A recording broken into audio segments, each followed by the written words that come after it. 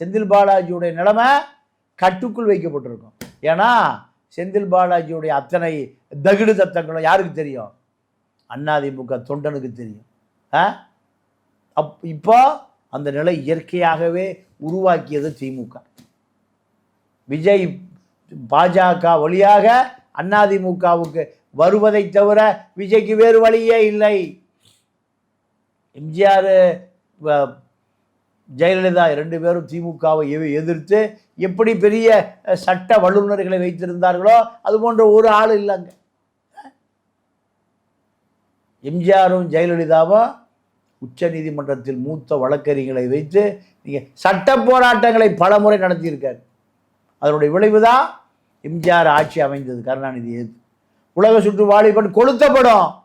எம்ஜிஆர் முதல் ஃபஸ்ட்டு காப்பியோட பம்பாய் தப்பிச்சு ஓடி போயிட்டார்.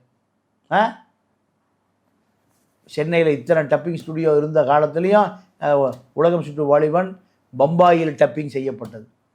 பம்பாயில் பிரதி எடுக்கப்பட்டு பம்பாயிலிருந்து விமானப்பெட்டி கோவை, மதுரை, திருச்சி, சென்னை வந்து பிரித்து போச்சு. இதெல்லாம் தான் கருணாநிதியுடைய அத்தனை அரசியல் சித்து விளையாட்டுகளையும் எம்ஜிஆரும் தெரிந்து வைத்திருந்தார். ஜெயலலிதாவை முடிய பிடிச்சி இழுத்து ஜாக்கெட்டை பிச்சு சேலையை உருவி உயிர் பயம், அதாவது உயிரிழப்பு நடக்கலை. ஆனால் இந்த மாதிரியான விஷயங்கள் திமுக செய்யும்.